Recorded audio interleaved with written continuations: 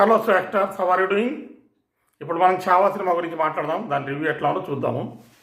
Chhaava cinema వచ్చే మనకి ఏంటంటే ఛత్రపతి సంభాజీ మహారాజు గురించి చెప్తుంది. సంభాజీ మహారాజ్ శివాజీ మహారాజు కొడుకు. ఛత్రపతి శివాజీ గురించి ఆ తర్వాత వచ్చిన పీష్వాలైన బాలాజీ విశ్వనాథ్ మొదలైన వాళ్ళ గురించి మనకు బాగా తెలుసు. చరిత్రలోనూ వాటిల్లోనూ చాలామంది రాశారు. అట్లాగే మనకి ఈ మధ్యకాలంలో బాజీరావు సినిమా కూడా వచ్చింది. కాకపోతే చరిత్రలో one of the under rated characters from the Maratha history వచ్చేసరికి మనకి ఏంటంటే సంభాజీ మహారాజు. సంభాజీ మహారాజు గురించి మహావీరుడు అన్నట్టుగా కానీ గొప్ప యోధుడు అన్నట్టుగా కానీ ఎక్కడ మన చరిత్రలో కానీ పుస్తకాల్లో కానీ పెద్దగా మనం చదవము. శివాజీ తర్వాత వచ్చి సామ్రాజ్యాన్ని శత్రువులకు అప్పగిస్తుంటే వేరే వాళ్ళు ఎవరో కాపాడారో అన్నట్టుగానే చూపిస్తారు తప్పిస్తే సంభాజీ యొక్క అసలు స్వరూపాన్ని మనకి ఎక్కడా చరిత్రలో చూపించరు. ఆ లోటును తీరుస్తూ వస్తున్న సినిమానే ఈ చావా. ఈ చావా అన్నది శివాజీ సావంత్ అనే ఆయన రాసిన మరాఠా రైటర్ రాసిన సినిమా, నవల ఆధారంగా వచ్చిన సినిమా అనమాట. ఆ నవలలో ఏ విధంగా ఉందో దాన్ని ఒక తెరపైన ఒక గ్రాండ్ క్యాన్వాస్లో మనకి చూపించారు. ఈ సినిమాలో విక్కీ కౌశల్ వచ్చరికి సంభాజీ మహారాజుగా వేశాడు. అట్లాగే అక్షయ్ ఖన్నా గురించి మనకు తెలిసిన చాలా వినూత్నమైన నటుడు. అతను ఒక పాత్రకి ఇంకో పాత్రకి సంబంధం లేకుండా చూసుకుంటూ ఎప్పటికప్పుడు తనకు నచ్చిన సినిమాలు గొప్ప వరకున్న వాటి మాత్రం పాత్రలు వేస్తుంటాడు. అలాంటి నటుడు ఔరంగజేబ్గా వేసిన సినిమా కాబట్టి సినిమా మీద చాలా ఆసక్తి వచ్చింది. అట్లాగే మనకి ప్రస్తుతం నడుస్తున్న దేశభక్తి, మన చరిత్ర, సంస్కృతి అన్న సీజన్ కూడా మనకి ఈ విధంగా దీనికి కలిసి వచ్చింది అనమాట. మరి ఈ సినిమా ఏ విధంగా ఉంది, ఎట్లా ఉంది అని చెప్తే, సినిమా ప్రారంభంలో మనకి సంభాజీ మహారాజుని ఏ విధంగా చూపిస్తారంటే మహాయోధుడు, దేనికైనా విరవకుండా దేశం కోసం లేకపోతే తన రాజ్యం కోసం చాలా కష్టపడేవాడుగాను దానికని చూపిస్తారు. మన చరిత్రని, సంస్కృతిని పరిరక్షించే వాళ్ళ చూపిస్తారు. యుద్ధంలో పసిపిల్లవాడిని కాపాడుతున్నారు అనే ఒక టోకెన్ రెగ్యులర్గా ఉండే ఒక కమర్షియల్ ఫార్మాట్ అనే ఇంట్రడక్షన్ ఉంటుంది. కానీ సీన్ చాలా గూస్ బంప్స్ ఇస్తుంది అనమాట. తర్వాత మనకి ఔరంగజేబు వచ్చిన దాకా సినిమా ఎట్లా నడుస్తుంది అంటే సంభాజీ మహారాజ్ ఎలాంటి వాడు, ఏ విధంగా ఉన్నాడు, అని క్యారెక్టర్ ఏంటనే దాన్ని కొంచెం ఎస్టాబ్లిష్ చేయాలని చూపించారు. నిజానికి అది మనకి ఏ రకంగా తప్పు కాదు, ఎందుకు అంటే సంభాజీ గురించి మనకి పెద్దగా తెలియదు కాబట్టి. కానీ సినిమాటిక్గా తీస్తున్నప్పుడు ఏం కావాలి అంటే అందులో మనకి ఇంట్రిక్ వచ్చేందుకు కాను, లేదా డ్రామా బాగా పండేందుకు కాను విలన్ క్యారెక్టర్ నాడు ఎర్లీగా కొంచెం చూపించేది ఉంటే కనుక ఇంకొంచెం బాగుండేది. అట్ ద సేమ్ టైం మనకి సినిమాలో యుద్ధ సన్నివేశాలు కూడా చాలా ఎక్కువైపోయినాయి. మరి ఎంత ఎక్కువైపోయినాయి అంటే కొన్ని సందర్భాల్లో మనకు ఆ సన్నివేశాలు చూసి మనం ఒకవేళ ఓటీటీ అయినా దాన్ని ఫార్వర్డ్ కొట్టేదానిలే, తర్వాత డ్రామా కథ ఏ విధంగా నడుస్తున్న చూద్దాం అనేట్టుగా ఉంటుంది. ఎందుకంటే సినిమాలో డ్రామా చాలా బాగా పండింది. లక్ష్మణ్ ఉటేకర్ సినిమాలు చాలా డ్రామాలోనూ మనకు ఆ కామెడీ అలాంటి విషయాలు చాలా అద్భుతంగా ఉంటాయి. ఇక్కడ ఈ సినిమా వచ్చరికి ఏంటంటే పూర్తిగా యుద్ధ సినిమాగా మార్చాడు, దాన్ని వార్ డ్రామా అన్నట్టుగా. దాని తగ్గట్టుగా మనకి సినిమాలో మొదటి నుంచి అంటే వార్ క్రైమ్ బాగా వేధిస్తుంటాయి. యుద్ధం ఎట్లా చేయాలి, ఆ సందర్భాలు ఏ విధంగా ఉంటే వాళ్ళ వీరత్వాన్ని, వాళ్ళ శౌర్యాన్ని, వాటిని బాగా చూపిస్తూ వచ్చారు. అందులో మనకి ఏమైపోయింది అంటే డ్రామాని ఎక్కడ ఎలివేట్ చేయాలి, ఏ విధంగా డెవలప్ చేయాలన్న దాంట్లో కొంచెం తలబాటు కలిగింది. దానివల్ల మనకి ఏమవుతుందంటే అటు యుద్ధ సన్నివేశాన్ని ఫాలో అవ్వాలా, అదే డ్రామాని మనం ఫాలో అవ్వాలన్న వచ్చినప్పుడు యాక్షన్ ప్రియులకేమో డ్రామా సన్నివేశాలు బోర్గా అనిపిస్తాయి. డ్రామా అండ్ స్టోరీ మెయిన్గా వెళ్ళాలి అని చూడాలి అనుకునే వాళ్ళకి ఏమవుతుందంటే కొంచెం యాక్షన్ సన్నివేశాలు మరి ఇబ్బంది పెడతాయి. మధ్యలో కాస్త గోరీ సన్నివేశాలు కూడా రక్తపాతం ఎక్కువగా ఉండటం వల్ల చిన్నపిల్లలకి వాళ్ళకి కూడా సినిమా చూడటానికి కొంచెం ఇబ్బంది కలుగుతుంది. ఇవన్నీ పక్కన పెట్టేస్తే సంభాజీ మహారాజు యొక్క సామర్థ్యాన్ని, అతను వీరత్వాన్ని ఎంత బాగా చూపించారంటే అంత బాగా చూపించారని చెప్పుకోవచ్చు. ఎస్పెషల్లీ విక్కీ కౌశల్ ఈ పాత్రలో తన స్థాయికి మించిన నటన ప్రదర్శించాడు. నిజం చెప్పాలి అంటే సంభాజీ మహారాజే మన కళ్ళ ముందు దిగిపోయాడా అన్న స్థాయిలో నటించాడు. అట్లాగే అక్షయ్ ఖన్నా గురించి మనం ప్రత్యేకంగా చెప్పాలని పని లేదు. అతను ఎలాంటి పాత్రనిస్తే ఆ పాత్రలో తగ్గట్టుగా అతని ఆహారాన్ని వాటిని మార్చుకుని దాని తగ్గ ఆ రకమైన హావభావ ప్రదర్శనతో సహా డైలాగ్ డెలివరీతో అన్ని మార్చుకుని చేస్తాడని మనకు తెలిసిందే. అతను కూడా ఔరంగజేబు పాత్రకి బాగా ప్రాణం పోచాడు.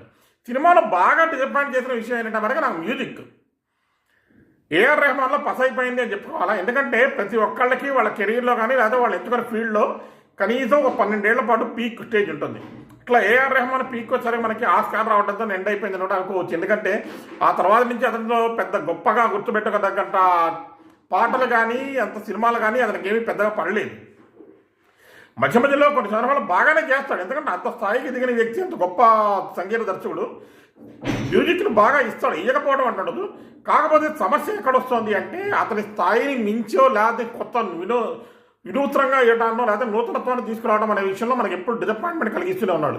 ఈ సినిమాలో పాటల విషయంలో ప్రత్యేకంగా చెప్పుకోదగ్గది ఏం లేదు. కాకపోతే యుద్ధ సన్నివేశాలకు మిగతా సందర్భాల్లో నేపథ్య సంగీతం మాత్రం బాగుందని చెప్పాలి. బాగుంది అనే చెప్పాలి, అద్భుతమని మాత్రం చెప్పలేము.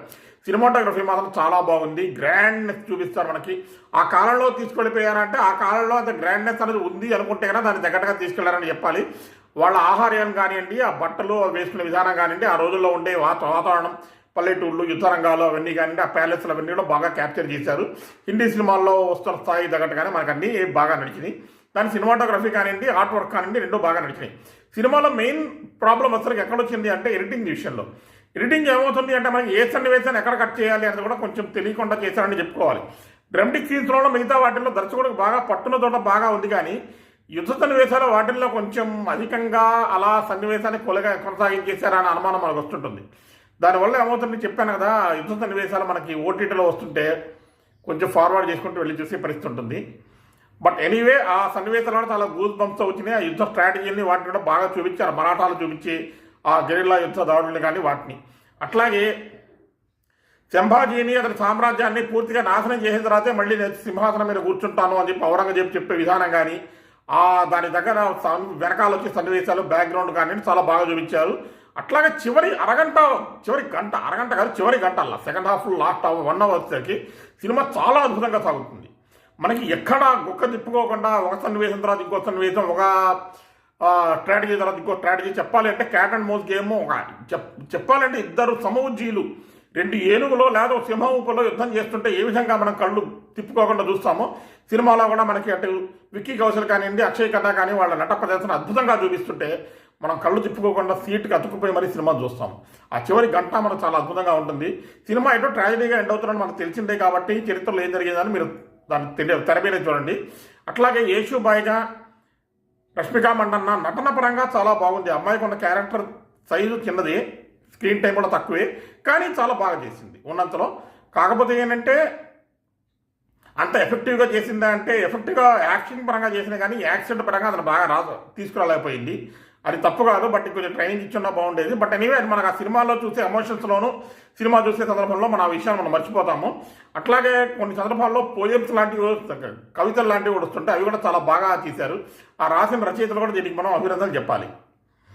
ఇంకా దర్శకత్వం విషయం వచ్చేసరికి ఏంటంటే లక్ష్మణ్ ఉటేక డ్రామా సన్నివేశాల్లో తన సత్తా బాగా చాటాడు. అద్భుతంగా ఉంటుంది డ్రామా సన్నివేశాల్లో. ఆ డైలాగ్ చెప్పించే విధానంలో కానీ, ఆ సందర్భంలో వాళ్ళ ఎమోషన్స్ క్యాప్చర్ చేయడం కానివ్వండి, క్లోజప్స్ కానివ్వండి, మల్టిపుల్ షాట్స్ కానివ్వండి, అవి చాలా అద్భుతంగా ఉంటాయి. యుద్ధ సన్నివేశాలు కూడా బాగా తీర్చాడు అనుకోవాలి. కాకపోతే ఏంటంటే మనం టెంప్లేటిష్గా వెళ్ళిపోయి కొన్ని సందర్భాల్లో మరీ సెల్ఫ్ ఇంటెలిజెన్స్ ఏమన్నా ఎక్కువ అయిందా అన్నట్టు అనిపిస్తుంది. ఎందుకంటే మరీ సాగదీసినట్టుగా కొన్ని సన్నివేశాలు అనిపిస్తున్నాయి. అంత అవసరం లేదు. ఆ వారం కొద్దిగా ట్రిమ్ చేసుకుని ఇంకొంచెం డ్రామా విషయంలో బాగా జాగ్రత్త తీసుకుని ఉంటే కానీ ఇంకా సినిమా బాగా పండేది. కాకపోతే ఇవేమి మనకి ఆడియన్స్ దగ్గరకు వచ్చేసరికి ఏంటంటే సినిమా చూస్తున్నాం పెద్దగా అనిపించవు. సినిమా చూసి బయటికి వచ్చిన తర్వాత దాని గురించి ఆలోచిస్తుంటే క్రిటిక్స్కి వచ్చే మాట్లాడనమాట. సో సినిమా ప్రేక్షకులకు నచ్చింది అంటే క్రిటిక్స్ ఏం చెప్పారు అన్నది కూడా అవసరం. కాకపోతే క్రిటిక్స్ ఎందుకు చెప్తున్నారు అంటే, ఎందుకు చెప్తారో చెప్పాలి అంటే, సినిమాని ఇంకొంచెం ఎందుకు బాగా తీయకూడదు, ఏ విధంగా బాగా ప్రజెంట్ చేయవచ్చు అన్న ఆలోచనలో, లేదా ఒక డెవలప్మెంట్ కోసం, లేదా ఒక రికార్డెడ్గా ఉండే దానికోసం కాదు చెప్పుకుంటామని ఫిల్మ్ క్రిటిసిజం చాలా ఇంపార్టెంట్ పాత్ర పోషిస్తుంది. సరే, ఇవన్నీ పక్కన పెట్టేస్తే చావా సినిమాని చూడవచ్చా అంటే ఖచ్చితంగా అందరూ వెండితే మీద చూడాల్సింది. ఆ విజువల్స్ కానివ్వండి, ఆ గ్రాండ్యూర్ కానివ్వండి, ఆ బ్యాక్గ్రౌండ్ స్కోర్ ఇచ్చే గూస్ బంప్స్ కానివ్వండి, నటీనటుల వీరత్వాన్ని, ఆ రోజుల కాలంలో ఆ రాజులు వాళ్ళు చూపించే వీరత్వాన్ని, ఆ క్రౌర్యాన్ని, వాళ్ళ ప్రతాపాన్ని, వాటిని తెలుసుకోవాలంటే మనం చూడవచ్చు ఖచ్చితంగా బిగ్ స్క్రీన్ మీదే. ఓటీటీలో వచ్చేదాకా వెయిట్ చేయాలంటే అలాంటి సినిమా కాదు, ఖచ్చితంగా చూడాల్సిన సినిమా. ఎందుకంటే ఎక్కడ ఒక సన్నివేశం కూడా మనకు పెద్దగా బోర్ కొట్టకుండా నడుస్తుంది. సినిమా చాలా బాగుంది అని చెప్పాలి, ఎక్కడ బోర్ కొట్టలేదు. అట్లాగే జింగోయిస్టిక్ ఫీల్ కూడా మనకి ఎక్కడ ఈ సినిమాలో రాదు. ఇంతకుముందు వచ్చిన ఈ యుద్ధ సన్నివేశాలు వీటితో ఉండే మన వార్ మూవీస్ లాగా జింగోయిస్టిక్ ఫీల్ కూడా ఎక్కువ రాదు. అంతా చాలా సటిల్గా నీట్గా తీసుకుంటూ వచ్చారు. కాకపోతే ఏంటంటే సినిమా మరి వార్ మూవీ అన్నట్టుగా ప్రతి చోట వార్ క్రైస్ను పెట్టడము, ప్రతి క్షణంలోనూ ఏదో ఒక యుద్ధం సన్నివేశం రాబోతుంది అనే ఫీలింగ్ మనకు కలిగించడం కొంచెం ఇబ్బంది పెట్టిన విషయం. బట్ ఎనీవే అవన్నీ పెద్ద సమస్యలు ఏమీ కాదు, సినిమా బాగుంది. సో మా రేటింగ్ వచ్చరికి ఏంటంటే 4కి 3 ఇస్తున్నాము. 3 out of 4 రేటింగ్. ఖచ్చితంగా మీరు ఈ సినిమాని చూడొచ్చు. బాగుంటే కనుక మా ఛానల్ని, మా రివ్యూ మీకు నచ్చిందంటే మా ఛానల్ ఫాలో అవుతుండండి.